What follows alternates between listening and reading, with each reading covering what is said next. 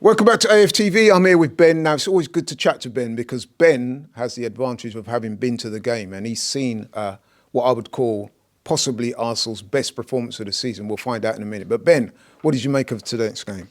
Well, I wanted to start off with the fact that, 10-year-old me used to get nightmares from Robben, Ribéry, was it 10-2 on aggregate? Yeah. 5-1, I think, another game as well. And we used to get absolutely torn apart by Bayern Munich. You'd see them in the draw and you think, oh, no, not again. And the fact that even before the game, no one was really worried. We knew that Bayern Munich are a quality side, but no one was really fearing them. And that's even with players out. And so to go back to your original question, fantastic performance from Arsenal, and that was even with the goals to take the lead to go 2-1 up and then 3-1 up came after we took off some key players, and to be able to do that against a side that are unbeaten in the whole of their campaign this year, they haven't lost a single game. That's their first defeat in all competitions. It just shows how far Mikel Arteta has taken this Arsenal side. Yeah, absolutely. In terms of the game, now, this is just me talking now. You was at the game, so you'll know better than me. But I think in the first half, if anything, I thought Bayern kind of shaded it. And the reason why I say that is because they look very good on the ball. They look comfortable on the ball. Some of their passages of play are really neat. And the goal they scored, I thought it was a competitive first half, but I thought Bayern slightly edged it. What do you think? I think about 50-50, Again, they didn't really, as no team has done this season, they didn't cut us open. I was never really sat there worried.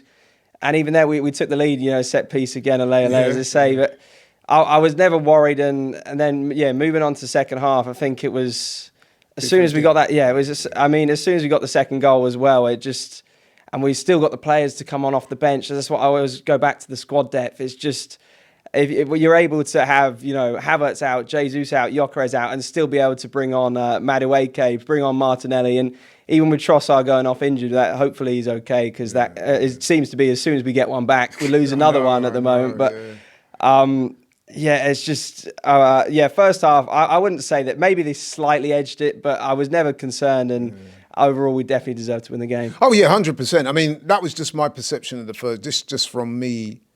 Being in the studio watching it, you're at the game, so you can see things differently. That was my perspective of the first half, but in the second half, it's completely different. I don't know what Arteta said to them at half time, but I noticed that the intensity level went up a couple of levels, and once they did that, Bayern they found it difficult to live with us. Yeah. 100%. And one thing I wanted to say was it's a good thing Harry Kane wasn't playing, because I've heard he's been in good form this season. So.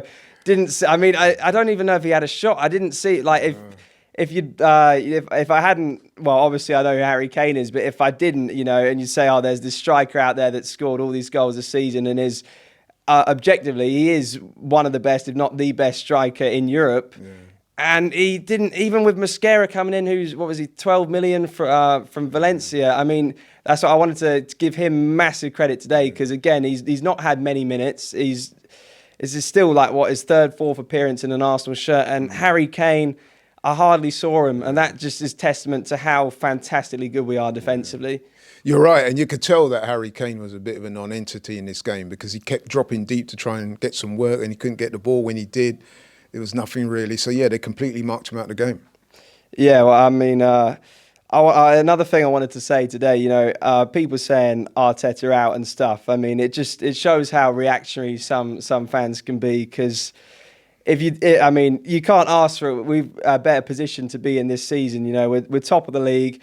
We're top of the. I assume we're top of the Champions League. I don't know how Inter got on. I saw they were losing to Atletico. I think you're right. We are top. I've not checked that, but I heard that myself. So we're top of the Champions League, top of the Premier League. We're still in the Carabao Cup. We got a quarter final coming up with Crystal Palace, and it just goes to show how you've got to give managers time. And Mikel Arteta, if there's any testament to show that you've got to give a manager time, it is 100% him. Yeah, 100%. I think in terms of what you're saying about being on top, I checked the Opta stats as well. We're now officially the best team in Europe as well at the moment.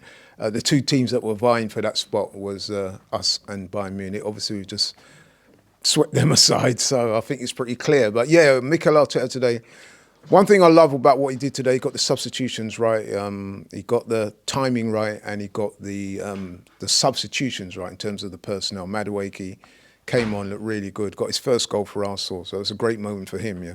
Oh, yeah, he needs that confidence going into Sunday, and as you said with the substitutions, because I think he in some degree he had one eye on Sunday, and the fact, as I said to you, that he's able to. Well, it's not even de-strengthening the team by making those substitutions, because the depth is so good that, if anything, we became better when the substitutions were made. But to be able to take off Saka and who else came off in the... Well, he took Saka off. He took Saka and Trossard came off as well. Yeah, Trossard suffered an injury, but to be able to take off Saka, who some would say is Arsenal's best player, although nowadays with how many fantastic players we've got, it's up for debate. But to be able to take off your star players and bring on that rotation and ease the burden ahead of what is, I personally think, is arguably our most important game of the season, because if we beat Chelsea on Sunday, we go 9 points clear of who are currently in second place. And whilst Man City, you would expect them to beat Leeds at home, if City get 3 points and we take 3 points against Chelsea, we'll be 7 clear at the top. And I think we'll start to really get a foot in the door of pushing to win that first Premier League title in, 22 years. So. Yeah, 100%. Yeah. In terms, you mentioned best players. Obviously, Saka is one of our best players. We've got several, but in terms of the players that stood out for you today, who would you say is man of the match, or the players that are worthy of man of the match? I think if I'm going to cheat and give you 3 different players, I think. So off the top of my head, one player I already mentioned, Mosquera. I want to give him huge credit, because he's not played in at least a good few games. And again, he came in there and you wouldn't know that he hadn't played in a long time. And, he's still really young. He was a really, in today's market, a cheap buy, and he's proving to be worth every single penny. And, he'll be worth 50, 60 million in a few years' time at this rate. And then, again, the first goal scorer, Jurrien Timber, as we said, I think he's got a case to be the best right back in world football.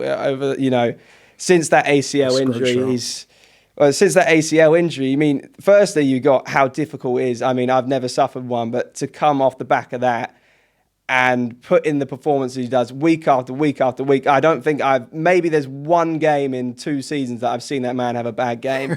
He's just inevitable. He's absolutely fantastic. And again, he was 35, 40 million. Again, in today's market, it's absolute steal. And then the last one, Declan Rice, which again is the same every single game. As they say, half price. We got him half price. Yeah, no, amazing performance. And Timber as well, that goal, he's probably the shortest man on the pitch. Gets in front of Neuer, gets a headed goal. Brilliant. Yeah, absolutely fantastic. Now, one of the advantages of you being at the game is that you can tell us what the atmosphere was like in the ground. So tell us what the atmosphere was like tonight. Yeah, I think it was maybe a bit subdued the first half. And because even myself coming to the ground, I was thinking... It is a massive game, especially with the history that is there with Bayern Munich having done us so many times. But it didn't necessarily feel as if we'd had a Wolves or a Burnley on Sunday, then I think it would have been full throttle for this game tonight. But with it being such an important game on Sunday, I think there was it wasn't at least in the first 30 minutes, it wasn't the atmosphere that it was against Real Madrid or even Bayern when it was 2 years in the quarterfinals of the Champions League. But after the goals came, especially in the second half, it was LA, and everywhere I looked, I took a minute to sit there and look around the ground, because everywhere you look, the scarves swirling around the air, and it's just. Again, go back to Mikel Arteta, the way that he's rebuilt that connection with the fans. That's the first thing he said when he came in, that he saw a disjointed, disconnected fan base, and he's come in. And he's someone. There's a famous quote. Someone said, "Arsene Wenger built the Emirates, but Mikel Arteta turned the lights on." So, and hopefully he'll bring that first Premier League title, and hopefully more come the season. But yeah, to answer your question, it was fantastic. Oh, excellent. And just very quickly, small matter of Chelsea this Sunday. Do you think the manager will make wholesale changes, or what changes do you see him making ahead of the game on Sunday? Well, it looks like he's going to be forced into, regardless, I reckon Martinelli will come in on the left for Trossard, because it looks like he's got an issue there. Hopefully he's okay. I see Mosquera coming out for Hincapié, I think, and Lewis Skelly, I don't think he had his best game tonight. Calafiori would definitely take that left-back spot. So I think back five, Raya, Timber, Hincapié, Saliba and Calafiori. The midfield stays as it is, I reckon. Although Odegaard could come in. He's back from injury. Although Eze did get a really lovely assist from Martinelli's goal. I'd probably think he'd keep it the same and maybe you bring on Odegaard 60 minutes and the attack. I don't know where Gyökeres's fitness is, but you'd probably expect that to be unchanged besides Martinelli on the left as well, I think. I think Gyökeres, the news I'm picking out is that they hopefully will play some part against Chelsea. So he probably won't start, but I wouldn't be surprised if he gets some minutes. Very last question. How confident are you ahead of the Chelsea game? Well, if I'm being unbiased, you got to look at Chelsea's performance against Barcelona. And I haven't watched a lot of Barcelona this season, but they made them look really poor. So you don't want to dismiss them, and they're second in the league as well. I feel like I've looked at a lot of their fixtures and thought, they've been a bit inconsistent. But actually, the last 10 games, I think they're 8 out of 10, or maybe even 9 out of 11 after that Barcelona win. So it's going to be tough. But I mean, we haven't lost. The last time we lost to Chelsea was, I believe, when Lukaku scored. So that shows 21-22 at the Emirates when we lost 2-0, and the centre-backs that day were Pablo Mari and Rob Holding. So it's a very different world now. It shows how far we've come. And of course, I believe we can win, and I think hopefully we will take 3 points. But you don't want to look full and be overconfident. So hopefully we'll go there and take 3 points and really mount that title charge now. Yeah, absolutely. Like the sound of that. Okay, Ben. Thank you very much, mate. Cheers. Listen, following football costs enough money already, so don't let your mobile bill mug you off. Rocket Mobile gives you unlimited everything for £16 a month. No nonsense. Powered by Vodafone and Free, plus exclusive content and prizes when you switch on over. Scan the QR code or click the link and put that cash back into football.